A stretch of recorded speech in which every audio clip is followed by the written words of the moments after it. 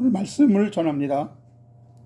사도행전 16장 25절로 34절까지의 본문을 중심으로 주 예수를 믿으라, 그리하면 너와 내 집이 구원을 받으리라, 이런 제목으로 말씀을 나눕니다.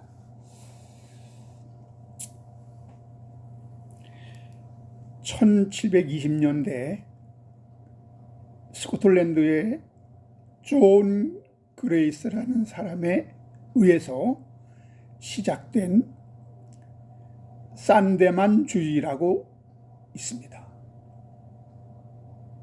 이 산데만주의를 쉬운 다른 말로 하면 신앙 절대주의인데요.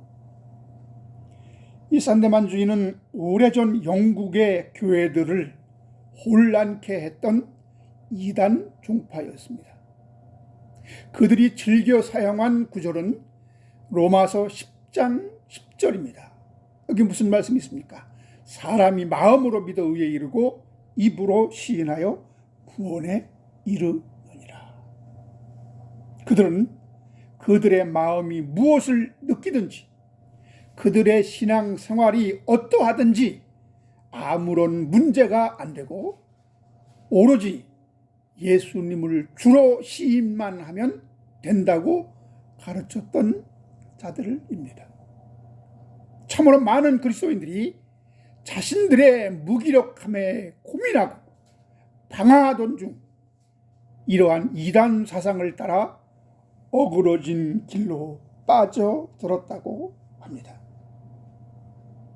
여러분, 입으로 시인만 하면 구원이라 했으니 얼마나 예수 믿기 편하고 구원받기 쉬운 거라 생각했겠습니까?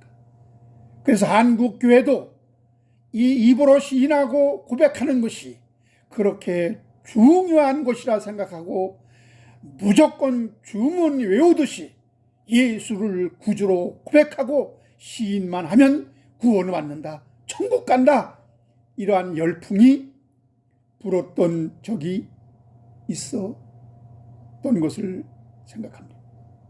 지금도 이렇게 믿고 있는 크리스찬들이 많이 있습니다. 저는 이들을 무조건 이단이라고 하기보다는 성경을 잘 살펴보자고 말씀드리는 거예요. 물론 이런 특수한 경우도 있을 수 있습니다.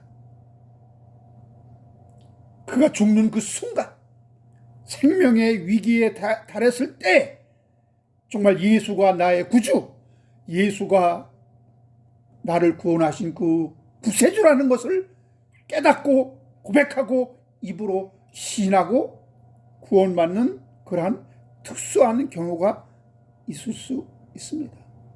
그것을 부인하면 안 되죠. 그러나 그가 어떤 마음으로 그리고 어떤 입장에서 죄를 고백하고 예수를 구주로 시인했는지 아무도 모릅니다.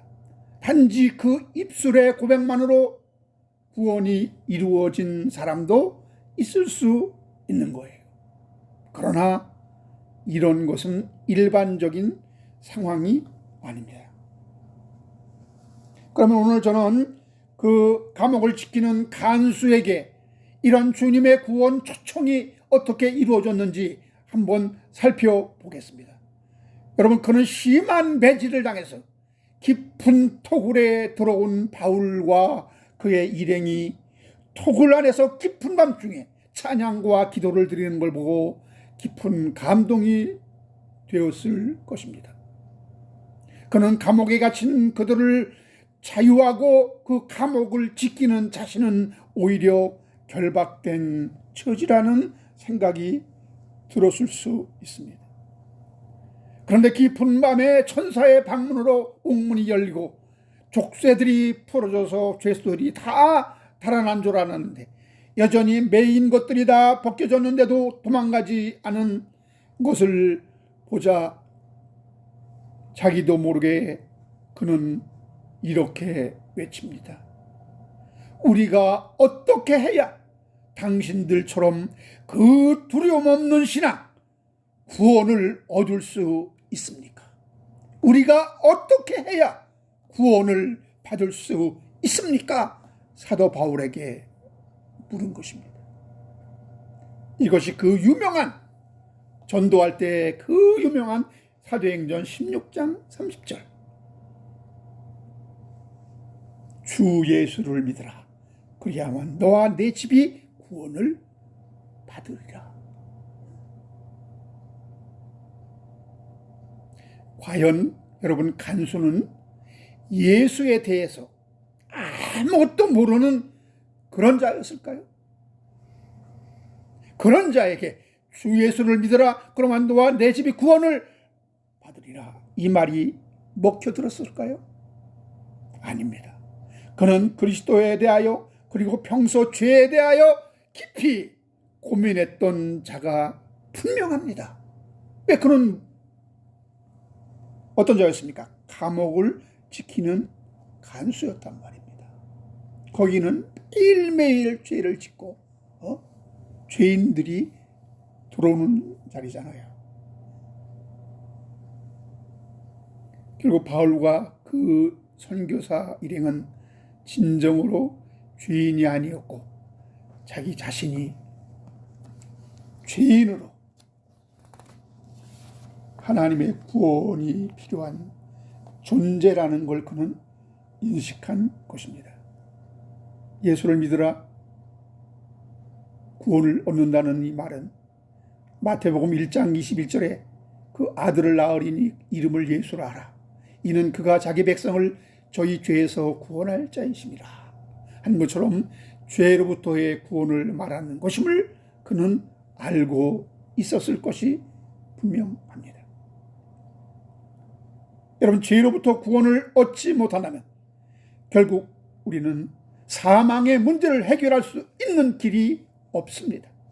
따라서 우리가 예수를 믿는다는 것은 그분의 대속적 구원, 곧 우리를 대신하여 십자가에서 죄의 값을 대신 치르신 그분의 희생을 믿는다는 것입니다.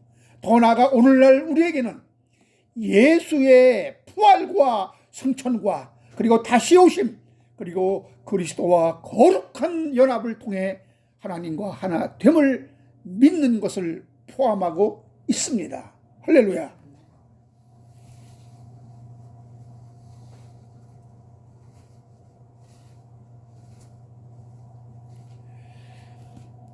그러므로 오늘 사도행전에 소개된 주 예수를 믿으라, 그러면 너와 내 집이 구원을 얻는다는 이 초청은 인류 모든 자들에게 동일하게 주어진 하나님의 말씀입니다. 사도행전에 소개되는 이 초청을 처음부터 인간에게 주어진 말씀이라는 거예요. 에베소서 1장 4절에 보니까 곧 창세 전에 그리스도 안에서 우리를 택하사 우리로 사랑 안에서 그 앞에 거룩하고 흠이 없게 하시려고.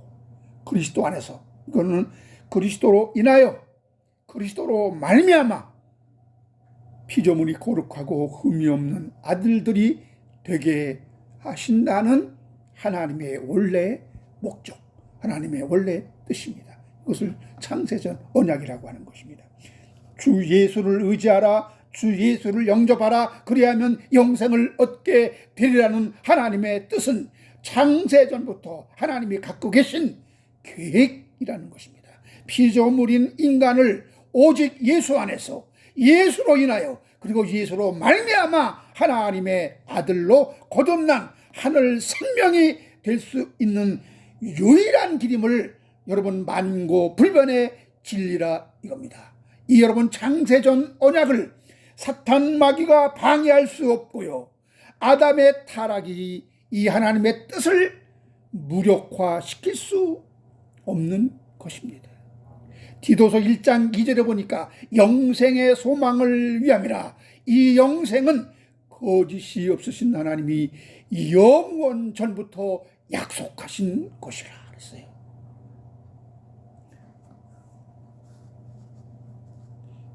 피조물은 인간이 하나님의 선의에 의해 영생을 얻게 되는 것이 하나님의 영원한 뜻이며 약속입니다. 그 일을 하나님은 혼자 하시지 않고 삼위의 하나님이 동원된다는 거예요. 우리가 우리의 형상을 따라 우리의 모양대로 사람을 만들자 하실 때 이런 삼위의 하나님의 모종의 약속이 있었다는 겁니다. 그러므로 피조물이 예수 믿고 하나님의 아들로 새롭게 낳게 되는데 인간에게는 과정이 필요했으며 그걸 예수 믿음으로 우리가 이 역사에서 이루어내야 하는 과정입니다.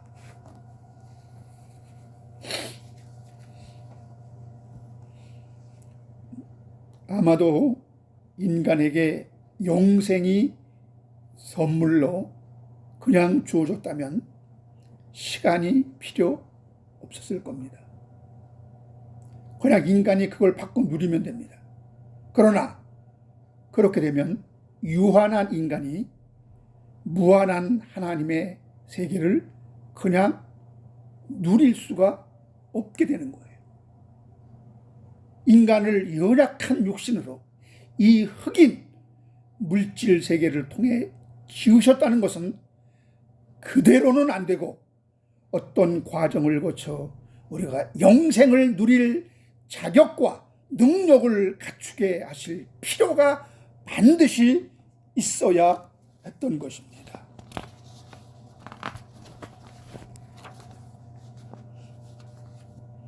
여러분 성경 창세기 2장 3절 한번 보세요.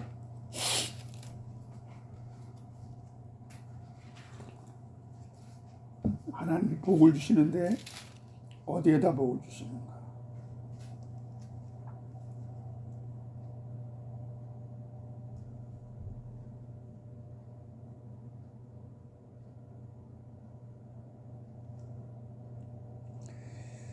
창세기 2장 3절 하나님이 그 일곱째 날을 복되게 하사 거룩하게 하셨으니 이는 하나님이 그 창조하시며 만드신 모든 일을 마치시고 그날에 안식하셨습니다. 여기 어디에다 복을 줬습니까? 그 날에 복을 줬다.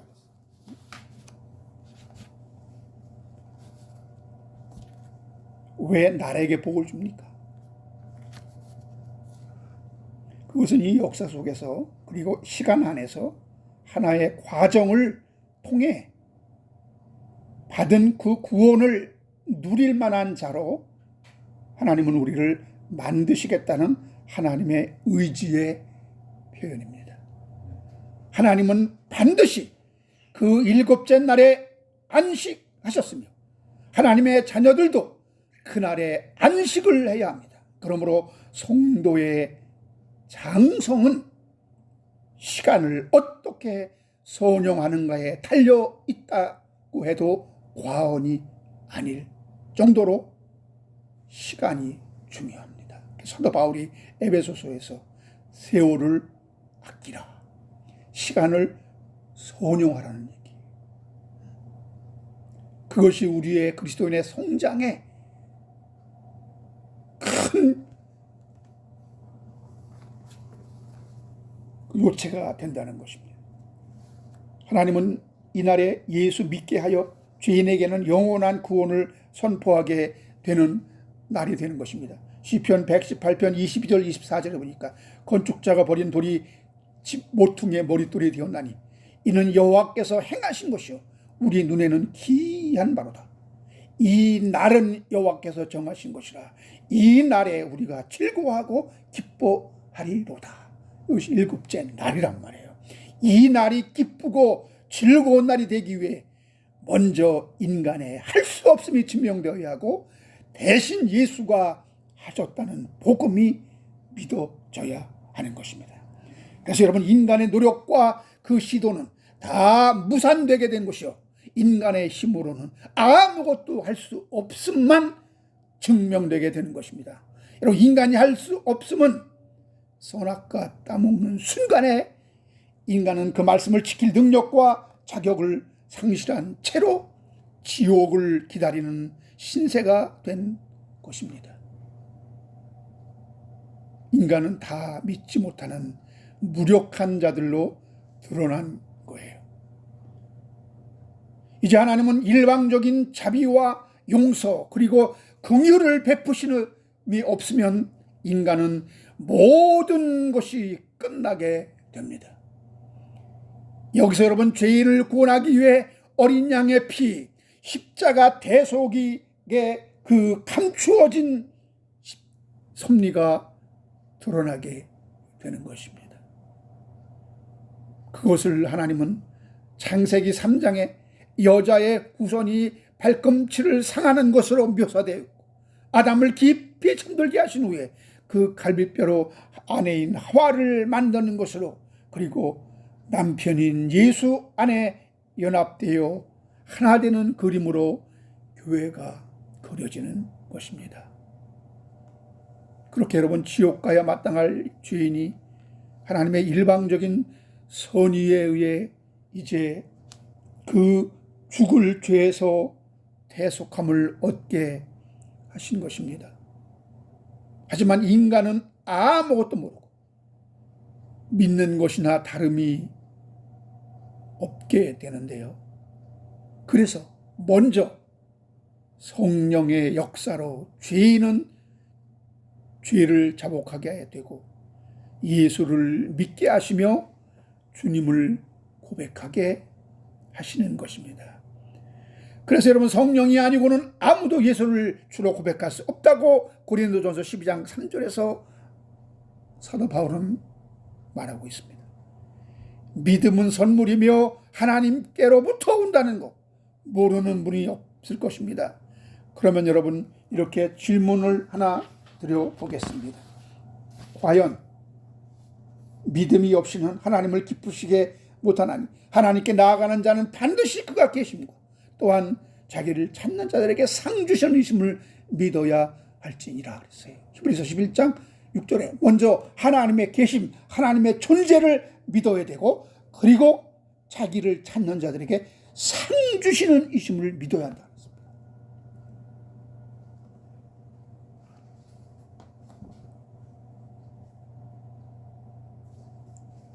우리는 지난 시간에도 하나님은 우리로 하여금 혹 보듬어 찾아 발견케 하려 하신다고 그랬죠.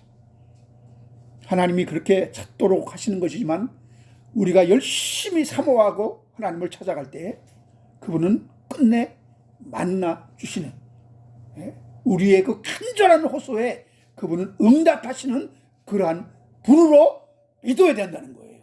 이것이 상주심을 믿어야 할지니라, 그 말씀입니다. 하나님은 성도에게 믿음을 주셨는가? 아니면 예수를 믿게 하는 것인가? 믿음이라는 것을 하나님은 우리에게 통째로 우리에게 주셨는가? 아니면 예수를 믿게 하시는 건가? 이게 아주 간단한 것 같지만 여기에는 엄청난 차이가 있습니다. 많은 사람들이 여기에서 헷갈리게 되는데요. 이 엄청난 축복을 단순하게 주 예수 믿으라 했는데 아무도 주 예수를 믿을 수 없게 되었다는 것, 이것이 아이러니가 아닙니까? 그렇다면 여러분, 아무도 믿을 수 없었던 주 예수를 우리가 믿게 되었는데 이 믿음은 어디서 온 것이냐 이 말입니다. 성령의 도심으로 우리가 예수를 주로 고백하게 하신다는 것이 밝혀졌죠. 그런데 구원은 거저 주시는 하나님의 선물이야. 이렇게 믿게 되면서 믿음도 선물이란 이야기가 나오게 된 것입니다. 그래서 여러분, 믿음이 선물이다. 그러나 이것은 내가 예수 믿어야 할 이유도 모르고 내가 죄인인 것도 모르고 그저 예수 믿어야 구원이래 하니까 내가 믿어볼게, 이런 식이라서 선물이 아니에요. 성령이 오시면 우리가 죄인인 것을 깨닫게 하시죠. 주 예수만이 우리의 구원자라는 것을 알게 하여 예수 믿어야 영생을 얻게 된다는 사실이 믿어지게 해요 구원이 이루어지게 하신다는 겁니다. 그러니까 믿음을 주는 것입니까? 믿게 하시는 겁니까?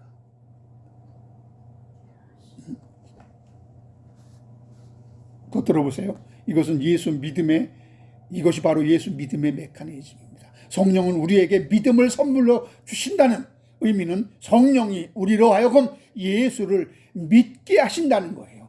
그러므로 최종적으로 믿고 고백하는 자는 바로 나라는 겁니다. 그 고백을 하게 하시는 분은 하나님이지만 최종적으로 고백하는 당사자는 나라는 거예요.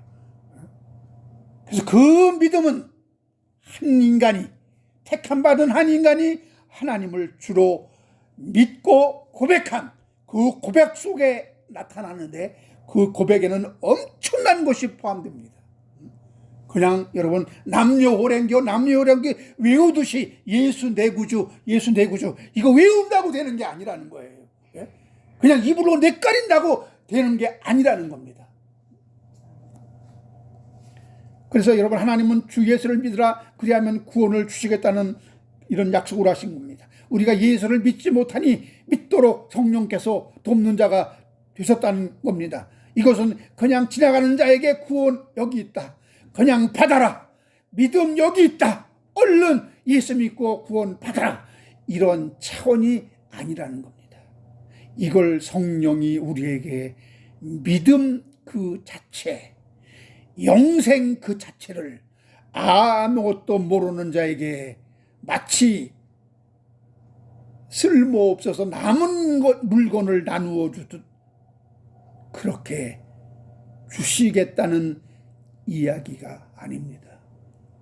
이것이 구원이 선물이요 영생이 선물이라는 뜻이 그런 뜻이 아닙니다.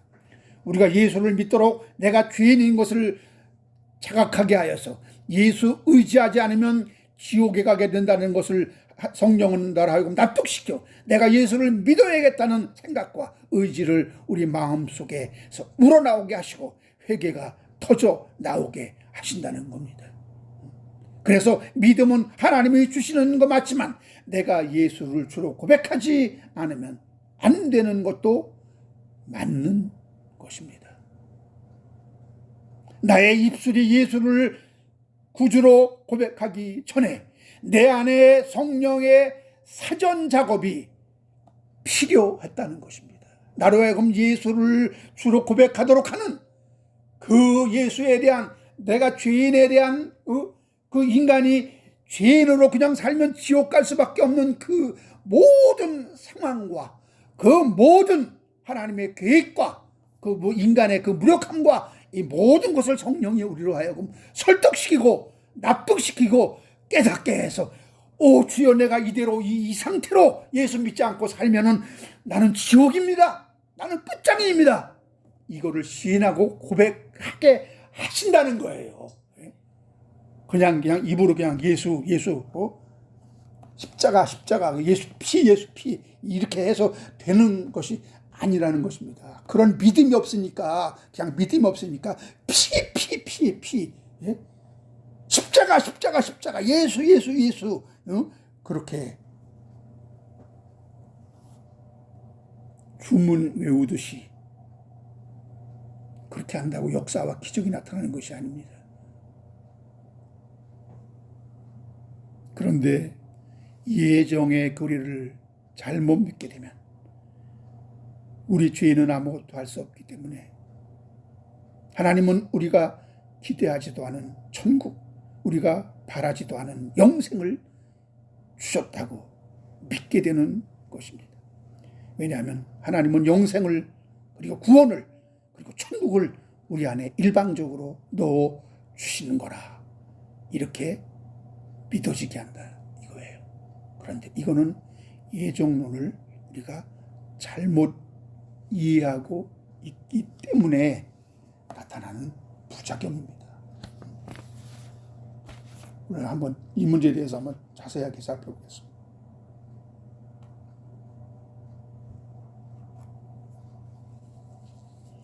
다시 말씀드리면, 나도 모르게 구원이 들어와 있고 나도 모르게 내 안에 영생이 들어와 있다는 그런 말인데요. 물론 이러한 기이한 역사가 안 나타나는 것은 아닙니다. 우리는 예수 옆에 있던 강도의 신앙이 그냥 하나의 예수를 왕으로 인정하고 그 예수님이 나를 구원해 줄 것이라는 그런 고백이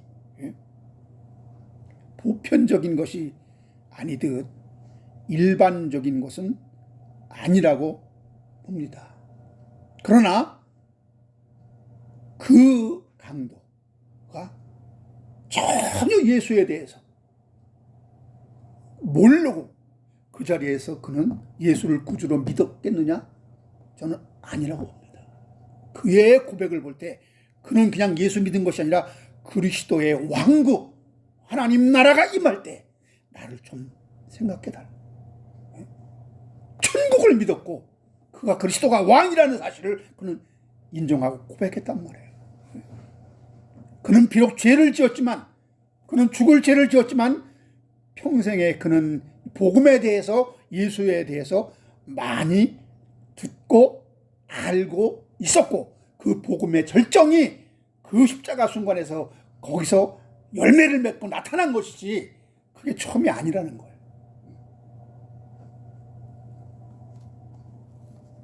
이러한 특수한 경우를 우리는 일반화하는 오류를 항상 범하게 되는데요. 잘 살펴봐야 합니다.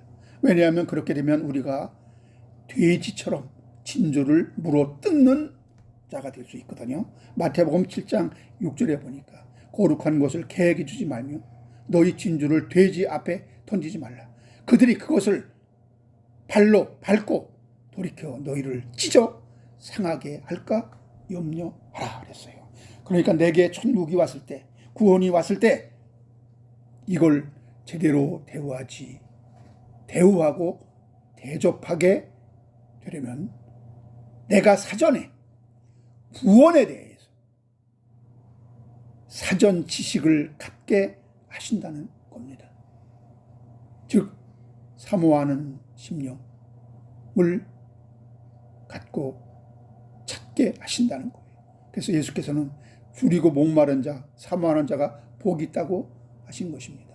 그 사모하는 심령을, 물론 성령이, 하나님이 우리 안에 넣어주시는 거지만 내가 예수 믿고 고백할 그 즈음에 나는 예수에 대해서 아무것도 모르고 그냥 예수를 믿으면 구원받는다는 그거 하나 가지고 예수를 고백하게 하지 않는다는 거예요.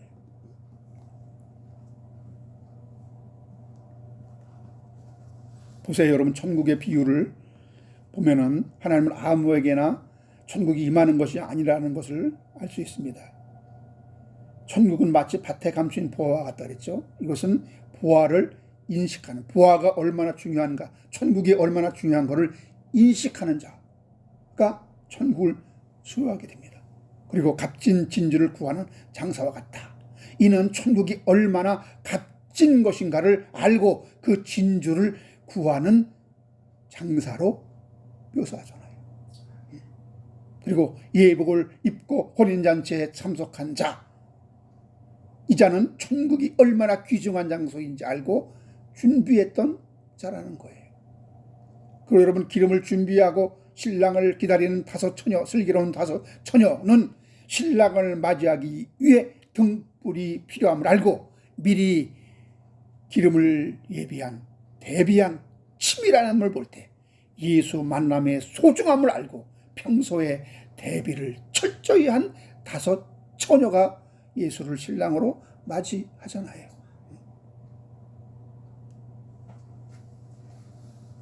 성경은 이렇게 다들 천국을 소유하고 신랑을 소유하고 혼인잔치에 참여하는 자들은 하나도 어김없이 그 귀중함을 깨닫고 사모하고 준비하고 예비하였던 자들임을 알 수 있습니다. 그래서 우리는 그저 지나가는 자에게 불쌍하다고 동냥을 하듯이 구원을 아무에게나 나누어 주는 것을 선물이라고 하면 안 됩니다. 하나님은 구원을 이렇게 형편없이 이렇게 저가로 처분하시는 분이 아니에요. 하나님은 그냥 지나가는 자에게 천국을 주지 않고 사모하지 않는 자에게 성령을 주시지 않으며 나는 부자라 부족함이 없는 자라고 천국의 필요성을 인식하지 않는 자에게 결단코 하나님 나라를 주시지 않습니다. 믿기 바랍니다. 여러분, 천국의 필요성을 인식하고 열렬히 사모하는 자에게 주십니다. 그 사모하는 마음을 하나님이 주시는 것이지만 그 마음의 준비가 되어 있는 자가 받게 되어 있다 이거예요. 그러나 오늘 말씀에 그 클라이막스인데요. 항상 반전이 일어납니다. 누가복음 14장 예수님은 아주 지금까지와는 다른 그런 비유를, 천국의 비유를 말씀해요. 누가복음 14장. 전혀 준비 안 된 자예요. 초청한 자, 준비돼가지고 초청한 자는 다 못 간다고, 천국 잔치에 못 간다. 그러니까 예수님이 전혀 준비 안 된 자들을 가서 다 강권적으로 데려오라. 우리가 알고 있는 그 지금까지 우리가 본 말씀과는 좀 반대란 말이에요. 15절부터 보겠습니다. 함께 먹는 사람 중 하나가 이 말을 듣고 이르되 모두 하나님의 나라에서 먹을 떡을 먹는 자는 복되도다니. 이르시되 어떤 사람이 큰 잔치를 베풀고 많은 사람을 청하였더니 잔치할 시각에 그 청하였던 자들에게 종을 보내어 이르되 오소서, 모든 것이 준비되어 나이다 하매 다 일치하게 사양하여 한 사람은 이르되 나는 밭을 샀음에 아무래도 나가 보아야 하겠으니 청컨대 나를 양해하도록 하라고. 또 한 사람은 이르되 나는 소 5개를 샀음에 시험하여 가니 청컨대 나를 양해하도록 하라고. 또 한 사람은 이르되 나는 장가 들었으니 그러므로 가지 못하겠노라 하는지라. 종이 돌아와 주인에게 그대로 고하니 이에 집 주인이 노하여 그 종에게 이르되 빨리 시내의 거리와 골목으로 나가서 가난한 자들과 몸 불편한 자들과 맹인들과 저는 자들을 데려오라 하니라. 종이 이르되 주인이여 명하신 대로 하였으되 아직도 자리가 있나이다. 주인이 종에게 이르되 길과 산울타리가로 나가서 사람을 강권하여 데려다가 내 집을 채우라. 내가 너에게 말하노니 전에 청하였던 그 사람들은 하나도 내 잔치를 맛보지 못하리라 하였다 하십니다.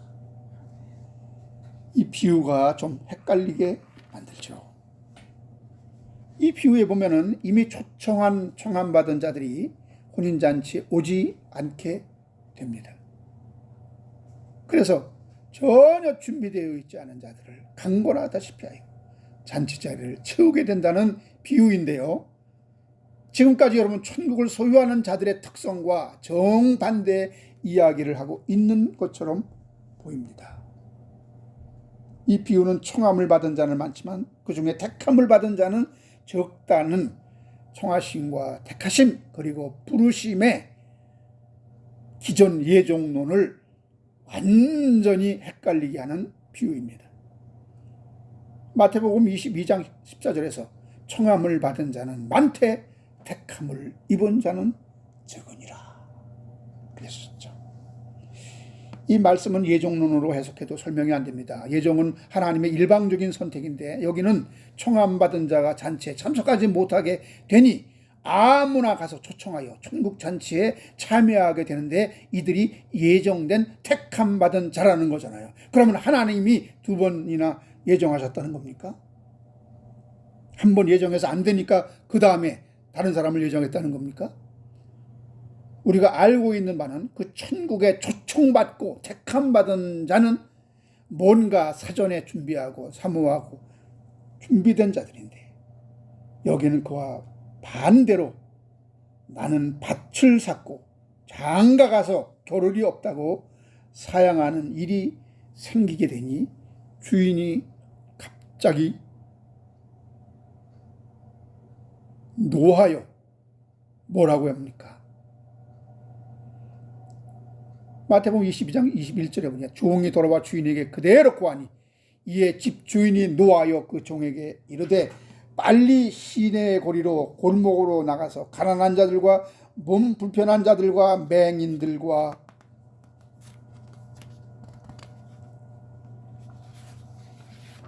저는 자들을 데려오라 하니라. 이들은 택함받은 초청받은 자들이 아니잖아요.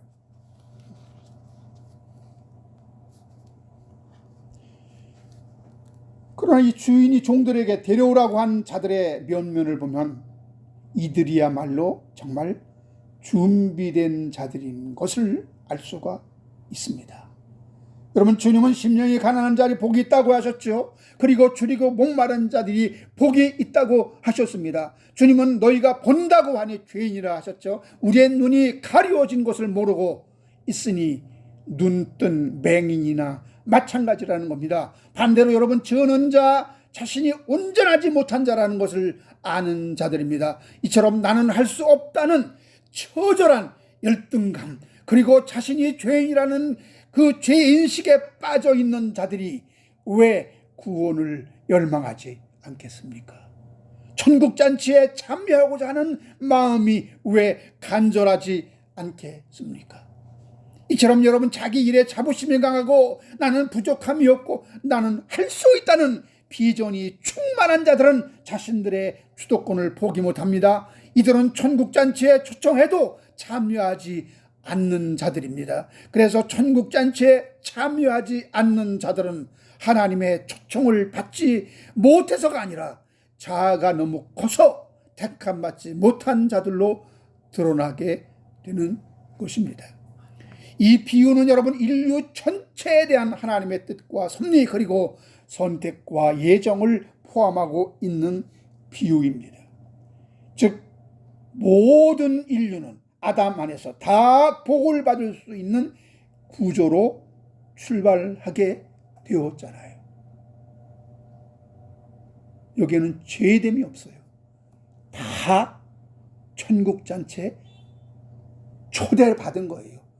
초청을 받은 거예요.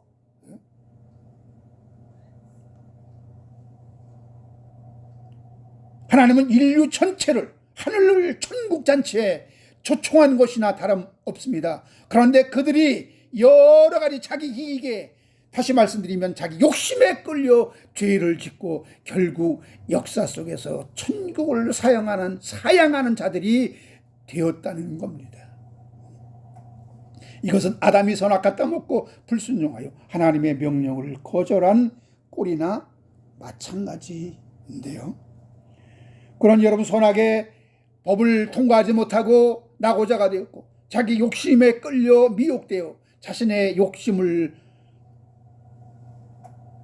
돌보는 일에 분주하게 되고 자신의 육신을 돌보는 일에 분주하게 되고 천국잔치에 참여하는 것은 안중에도 없는 자들이 되는 것입니다. 여러분, 우리 중 나는 절대 아니다, 나는 절대 낙오자가 아니다, 나는 절대 택함받은 자가 아니다 라고 장담할 수 있습니까?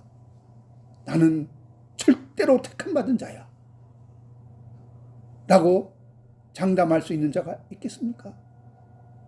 아무도 없습니다. 그것은 끝날에 결정되는 거예요. 끝날에.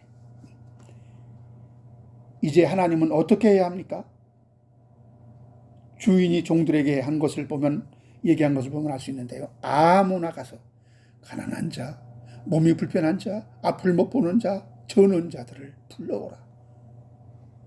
이런 일이 발생하게 된 것입니다. 이것이 타락한 인간의 후손을 구원하기 위한 하나님의 일방적인 사랑과 자비, 그리고 긍휼의 초청인 것입니다. 아무 자격이나 능력이 없는 자들을 부르시는 이유입니다. 아담이 모든 그 후손을 대표하여 타락했을 때, 선악과 따먹고 불순종하여 타락했을 때, 모든 자들은, 모든 인간은 다 자격이 없는 자예요. 다 자격이 없는 자예요. 이제 그들은 오직 믿음과 은혜로, 어떤 실력이나 능력이나 명성이나 이런 자들이 아니라, 왜 그런 자들은 다 세상 일에 바빠서 자기 생각이 있고 꿈이 있고 비전이 있고 자기 계획이 있기 때문에 안 된다는 겁니다. 그러나 하나님의 백성은 다 모자라고 부족하고 비루한 인생이라 택함을 받게 되는 그런 그림이 나오게 된 것을 우리는 얼마나 감사해야 합니까? 마치 이스라엘이 거역하게 되니 구원이 이방인에게 오게 된 것이나 마찬가지예요. 고린도전서 1장 19절로 21절에 보니까 기록된 바 내가 지혜 있는 자들의 지혜를 멸하고 총명한 자들의 총명을 폐하리라 하였으니 지혜 있는 자가 어디 있느냐? 선비가 어디 있느냐? 이 세대의 변론자가 어디 있느냐? 하나님께서 이 세상의 지혜를 미련하게 하신 것이 아니니 하나님의 지혜에 있어서는 이 세상이 자기 지혜로 하나님을 알지 못하므로 하나님께서 전도에 미련한 것으로 믿는 자들을 구원하시기를 기뻐하셨도다. 무엇으로 구원하시기를 기뻐하셨도다? 전도에 미련한 것으로. 이건 무슨 뜻인가 하면은 복음을 전하면 택자는 믿어지게 되고 불택자는 믿어지지 않게 되는, 이렇게 하나님은 구원을 예정하셨다는 것입니다. 이렇게 하나님이 세팅했다는 거예요. 이렇게 이 세상에서 가진 자, 부자, 능력 있는 자, 할 수 있는 자는 그 십자가의 복음이 전해지면은 이 복음이 미련하게 되고 우습게 받아들여지고 하찮게 되고, 그러나 이 세상에서 모자라고 보잘것없고 남루하고 비루하고 비천하고 비전도 없고 능력도 없고 나는 할 수 없다라는 이런 절망과 좌절감에 갇혀 있는 자들에게 이 천국 복음이 전파되면 이제 살 길이구나, 이것만이 우리의 미래구나, 희망이구나, 소망이구나, 확 만나게 되는 거예요. 그래서 복음의 전도에 미련한 것으로 믿는 자들을 구원하시기를 기뻐하셨도다. 그래서 이런 복음이 나같이 비천하고 무식하고 헐벗고 나약한 자들에게 들려지게 된 것이 얼마나 감사한 일입니까? 할렐루야. 예. 여러분, 우리가 얼마나 이 세상을 살면서 왜 나는 이렇게 저들처럼 똑똑하고 적응도 못하고 영리하지 못하고 그렇게 당하기만 하고 떨어졌네 이거. 아이고 참. 그럴까? 하지만 그것이 여러분이 복음이 들려지는 그 이유인 거예요. 이 세상에서 너무 잘 나가면 큰일입니다. 복음이 안 들려져요. 여러분, 유식하고 잘나고 총명하고 영특한 자들에게만 이 복음이 전해지게 하셨으니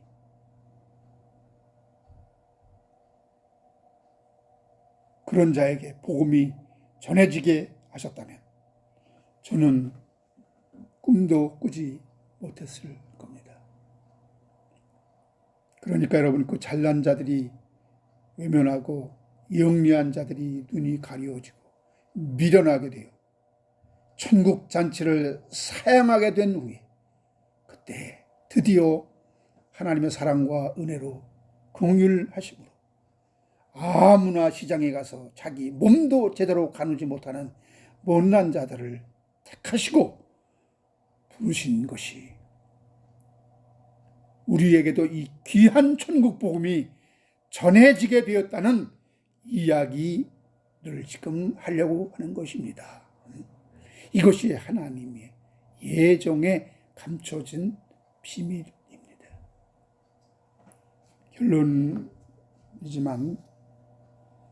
결과론이지만 우리가 교훈을 받기 위해서 이런 질문을 해봐야 합니다. 왜 아담이 하나님의 명령에 순종하지 못하게 된 것인가? 그는 자기 생각이 많은 사람이기 때문에 그랬습니다. 단순하게 하나님을 믿어야 했는데 이거 따먹고 불순종해도 이런 식으로 하면 더 좋은 방법이 있을 것 같아서 이런 유혹이 들게 된 것이고, 그래서 불순종하고 타락하게 된 것입니다. 이런 생각이 어디서 온 겁니까? 이런 상상할 수 없는 꾀, 그 담대함은 어디서부터 온 것입니까? 누가 그러한 꾀를 심어주었습니까? 요한계시록은 그 정체를 이렇게 밝혀줍니다. 계시록 12장 9절에 옛뱀이 마귀라. 옛뱀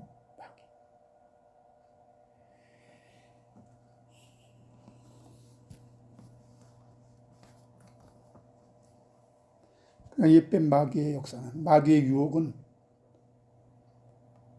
우리에게 주시는 그 하나님의 말씀보다 마귀가 제시하는 그것이 더 아주 확 사람에게는 와닿게끔 그런 걸로 와닿는 거예요.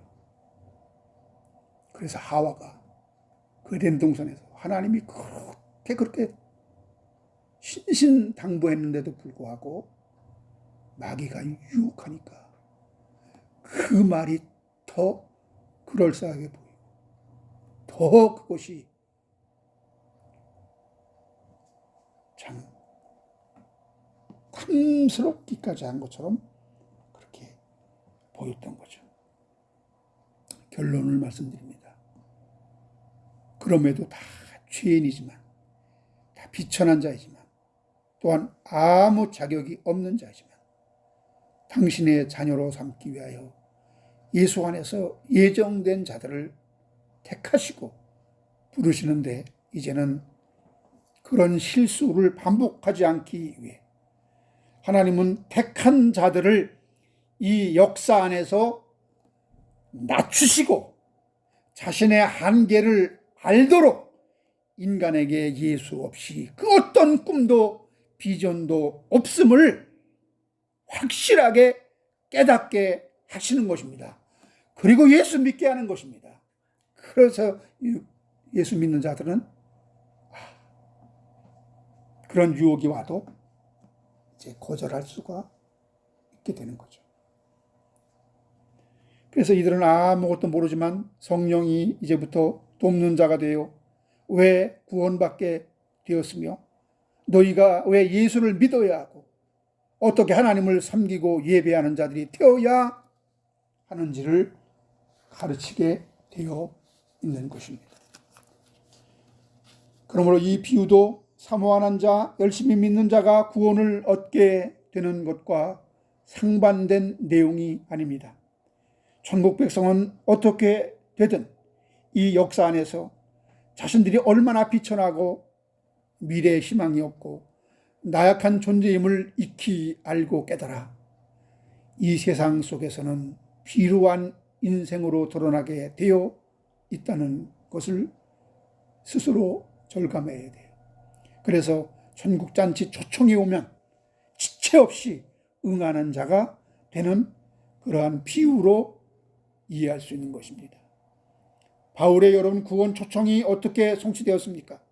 사도행전 16장 32절 34절에 주의 말씀을 그 사람과 그 집에 있는 모든 사람에게 전하더라. 우리가 어떻게 해야 구원을 얻을 수 있습니까? 주 예수를 믿으라. 그러면 너와 내 집이 구원을 얻으리라. 그리고 이제 너 구원 받았으니까 땡이야. 끝난 게 아니라 그 집에 가서 주의 말씀을 그 사람과 그 집에 있는 모든 사람에게 전하더라. 이게 핵심이에요. 그 밤 그 시각에 간수가 그들을 데려다가 그 맞은 자리를 씻어주고 자기와 온 가족이 다 세례를 받은 후 그들을 데리고 자기 집에 올라가서 음식을 차려주고 그와 온 집안이 하나님을 믿음으로 크게 기뻐하니라. 32절에 주의 말씀을 그 사람과 그 집에 있는 모든 사람에게 전했더라, 가르쳤다 이겁니다. 여러분, 나는 예수가 날 위해 십자가에 죽으셨다는 사실을 믿어. 다 믿어. 예수가 구세주라는 것을 난 믿어. 그럼 난 이제 구원받은 자야. 이렇게 간단하게 끝나는 것이 믿음이 아니라는 거예요. 저와 여러분의 믿음은 말씀을 듣고 깨달아지는, 들음에서 나오는 그 믿음인 줄 믿습니다. 이 믿음 갖고 오늘 바울처럼 우리도 이렇게 복음을 전하고 가르치는 저와 여러분들이 되어야 할 줄로 믿습니다. 끝으로 마태복음 28장 19절 20절을 읽고 마치겠습니다.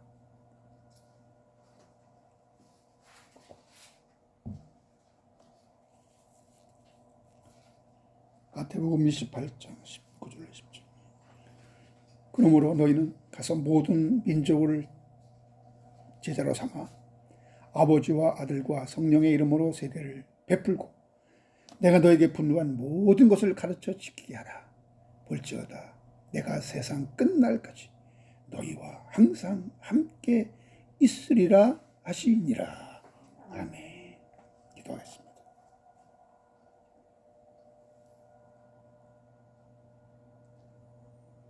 예수님은 이제 이 모든 사역을 마치고 돌아가시면서 그 모든 제자들에게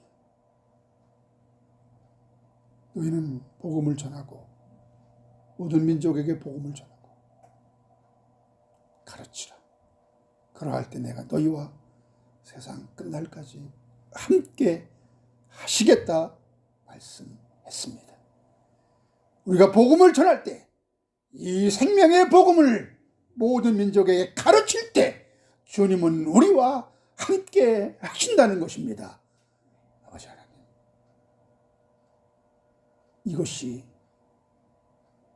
이제 우리의 마지막 남은 사명인 줄 믿습니다. 이 세상의 구원이, 천국이 복음 전도로 나타나게 돼.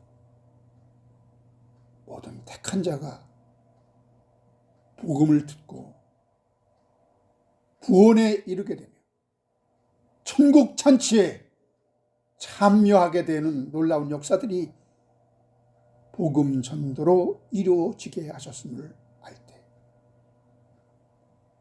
주님, 우리는 이 세상에 살면서 이 세상에 특화된 자가 되면 안 됩니다. 이 세상에서 잘 먹고 잘 살고 성공하고 출세하고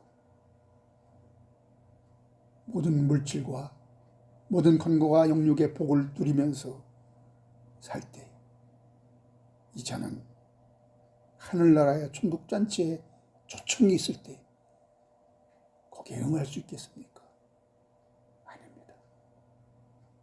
나는 집을 샀기 때문에, 나는 밭을 샀기 때문에, 나는 장가들었기 때문에, 내가 할 일이만, 내가 이루어야 할 일이만, 이 세상에서 이루어야 일이 너무너무 하면서 천국의 초청을 사양하는 것을 우리는 압니다.